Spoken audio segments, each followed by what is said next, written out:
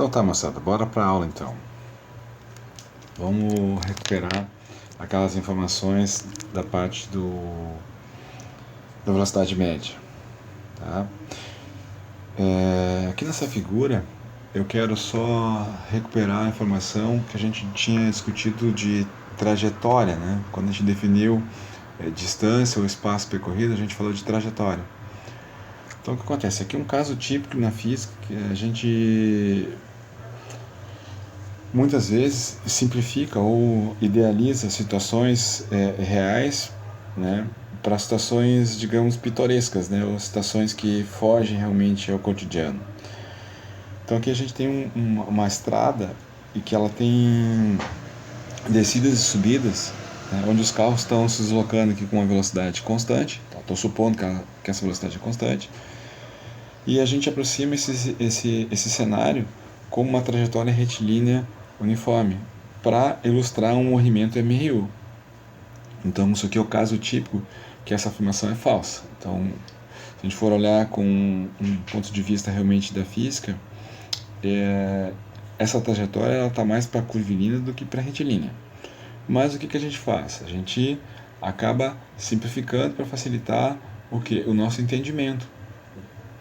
Para fazer uma descrição tanto matemática como se iniciar no estudo da física de forma mais acessível, que é o caso de vocês. Tá? Então vocês estão se iniciando aí, a ideia é simplificar mesmo, tá? De coisas que se afastam um pouco da parte real para um cenário mais idealizado. Tá? Então, o que a gente observa aqui? Que os carros estão se deslocando, então, o que eles estão fazendo? Estão mudando suas posições ao longo do tempo. A gente vê aqui duas variáveis que influenciam a descrição física aqui, ou o fenômeno que a gente quer abordar. Tá? E aí é importante a gente poder prever, por exemplo, a posição dos carros ao longo dessa trajetória aí, retilínea. Tá? Muito bem.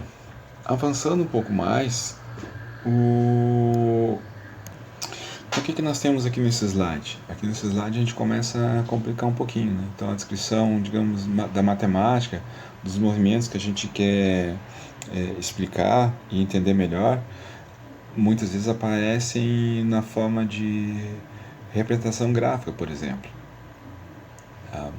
Então essa é uma forma que é muito utilizada no cenário da física, da matemática, mas também de outras áreas. Aparece na química, na biologia, na questão, por exemplo, da geografia, que a pessoa usa mapa e os mapas cartográficos, na questão das estatísticas, por exemplo, tá? Campeonato Brasileiro, por exemplo, de futebol, quem é o time que faz mais pontos, quem é o time que faz menos pontos. Então aparece às vezes curvas de histograma, como é o caso acima aqui. Tá? Então nessa parte superior a gente vê um gráfico que está mostrando as informações, digamos, de velocidade dos veículos, tá? Na parte horizontal.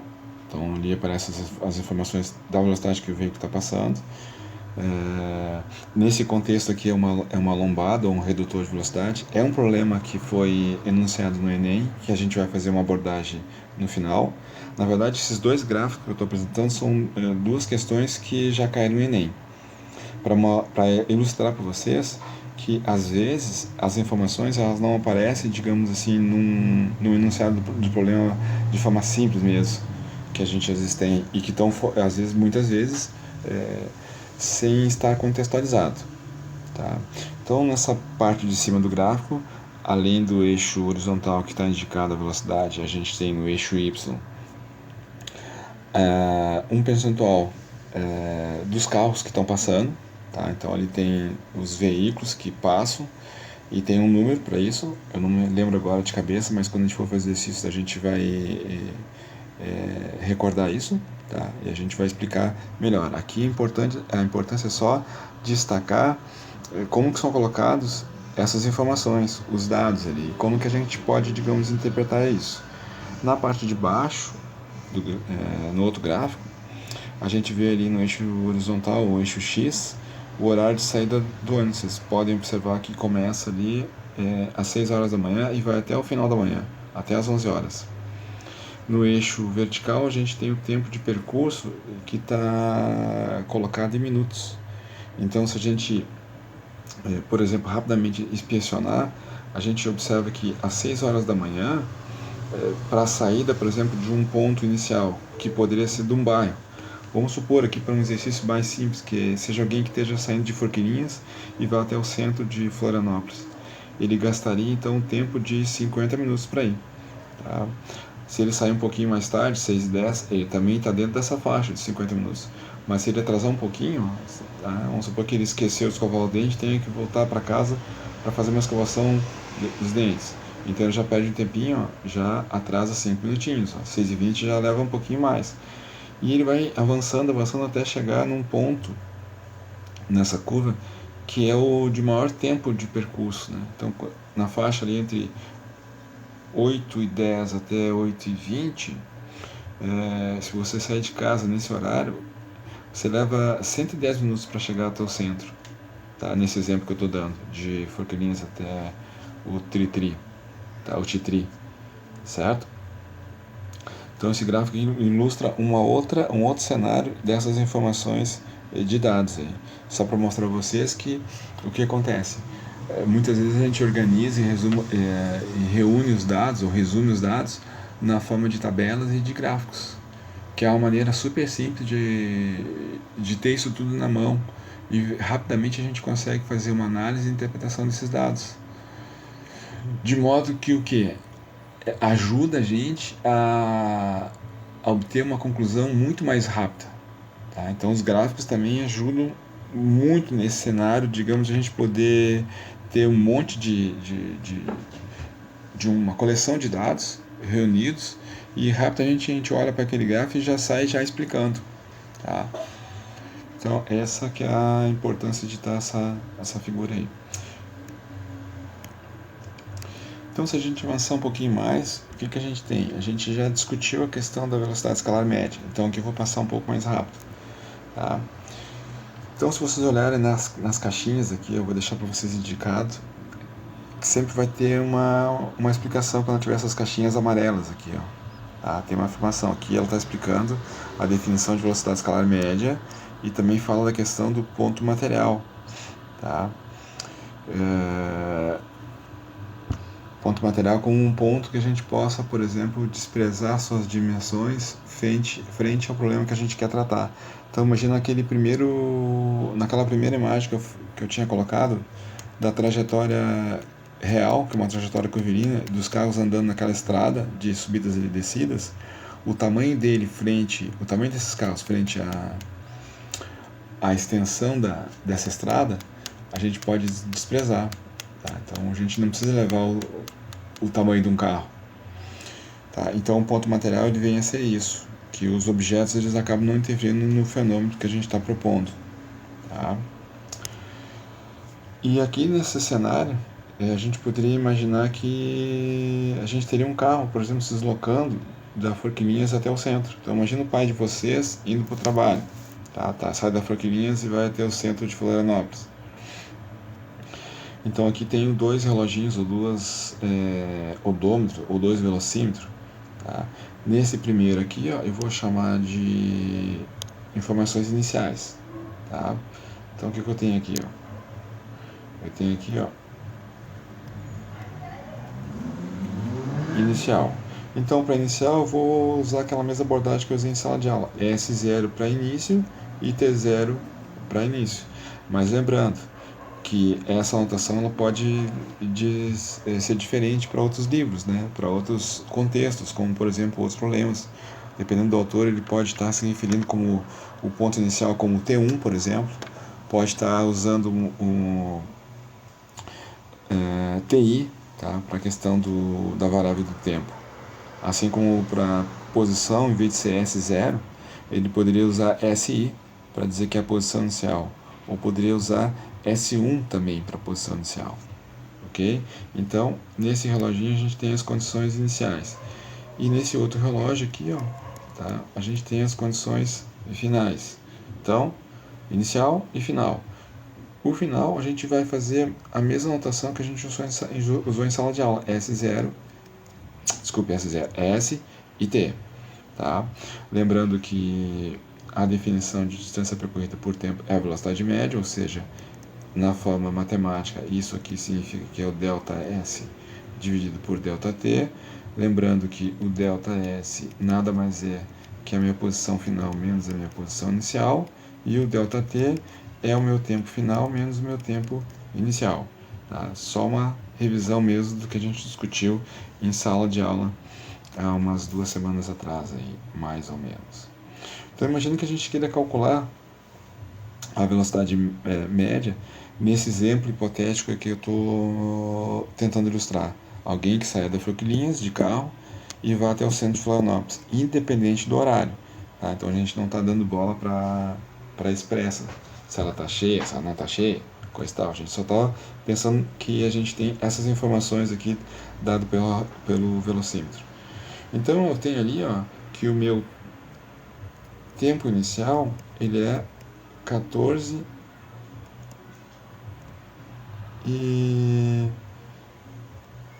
10, né? E o meu tempo final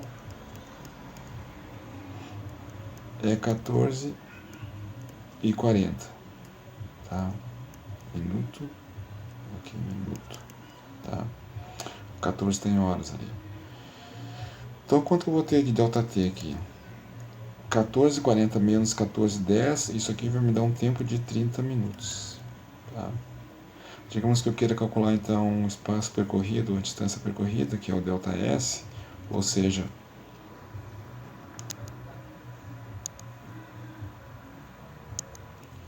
agora imagina que, por exemplo, a gente queira transformar essa unidade aqui que está em km por hora para metro por segundo. Quanto que daria isso em metros por segundo? Tá? Então vou dar uma paradinha no vídeo aqui e mostrar o cálculo que a gente já fez em sala de aula, tá? Para ganhar tempo. Num passo de mágica está aqui a nossa tabelinha de conversão de unidades, né? Então só lembrando que se a gente quiser transformar de km por hora para metro por segundo, o que eu tenho que fazer? Dividir por 3,6. E quando eu quero transformar de metro por segundo para km por hora, eu tenho que fazer a operação contrária de 3,6. Multiplicar por 3,6. Então, o que a gente faz? A gente pega aquela velocidade que está em 60 km por hora, divide por 3,6 e o resultado nosso aqui é um valor de quanto? De 16,666666666, ou seja, dá uma dízima periódica. O que a gente combinou em sala de aula? A gente combinou que a gente ia truncar um número com 2 casas, né? Então eu vou considerar somente 2 casas depois da vírgula. Então eu vou estar me preocupando com esse dígito aqui, tá? Com o segundo dígito, ou a segunda casa depois da vírgula, né? E aí o que eu vou fazer? Eu vou olhar para o número posterior. O número posterior aqui é o 6. E daí a gente estabeleceu aquela regra. Toda vez que o número posterior for igual a 5 ou maior que 5, o que a gente faz com o número que a gente está querendo truncar, que no caso é esse 6 barrinha aqui, esse 6 barrinha vai se transformar em 7, tá? Então o número aqui vai ser 16,67 metros por segundo. Então essa seria a nossa resposta. Então se nós tivéssemos, por exemplo, um enunciado que tivesse alternativas e a gente tivesse que fazer essa consideração, a nossa resposta seria justamente essa aqui, 16,67 metros por segundo. Tá legal? Então, o que eu vou fazer? Eu vou incluir esse valor da velocidade aqui. A velocidade, então, é 16,67 metros por segundo. Tá? Lembrando que, então, que a gente arredondou, tá? Truncou o número na segunda casa depois da vírgula, como forma de nosso acordo em sala de aula. E o que mais que a gente tem? A gente tem velocidade escalar instantânea. Tá? Eu não falei isso em sala de aula e isso às vezes no contexto de estudo mesmo em sala de aula não é muito utilizado. Mas na nossa vida prática acontece. Então aqui essa figura ilustra um caso real, né? Que são esses redutores de velocidade, onde tem ali uma câmera para medir essa velocidade. Então, grosseiramente, como que ela faz essa leitura da velocidade média quando você está passando por ali? Então, você observa que aqui você tem as distâncias aqui, ó, tá? Então, isso aqui está informando para nós, ó, a distância que o carro vai percorrer é uma distância fixa aqui, ó. Tem um ΔS ali. E aí o que você tem ali? Você tem sensores que medem o tempo inicial aqui, ó, e mede o tempo final aqui. E aí você tem uma leitura no sistema eletrônico do ΔT. Tá? Então, de posse desse ΔT e de posse do ΔS, que já está fixo ali na pista de rolamento, você consegue justamente calcular a velocidade que o carro está passando, que ele chama de instantânea. Tá? Então, o ΔS por ΔT. É o mesmo que a gente fez anterior. Qual que é a diferença? Por que é instantânea? A única diferença ali, ó, é que o tempo tomado é um tempo muito pequeno. O carro passa rápido ali naqueles dois pontos ali. E quanto mais rápido o carro passa, significa que eu estou diminuindo aqui, ó, o denominador dessa equação. E se eu diminuo o ΔT, o que acontece? Como o ΔS ele é constante, a velocidade acaba aumentando. Quanto mais lento o carro passa, menor a velocidade. Quanto menor o tempo, maior a velocidade. Tá? Então é simplesmente isso. Velocidade escalar está se referindo simplesmente aqui a gente está fazendo ΔT cada vez ficar um valor pequeno. Na linguagem dos matemáticos, eles chamam isso de tender a zero, né? Daí o tempo é pequeno. Vamos supor, o carro passou em 1 segundo. Tá? Vamos supor que o carro agora passou a uma velocidade mais rápida. O que vai acontecer? O tempo dele vai ser menor. Então, em vez de ser 1 segundo, vamos supor que seja meio segundo. Tá? Então, significa que o teu tempo foi reduzido pela metade. Consequentemente, a velocidade aumenta. Pelo mesmo fator. Ela dobra. Tá? Perfeito. Então eu estou parando a aula por aqui para seguir agora com os conteúdos que não foram abordados em sala de aula. Beleza?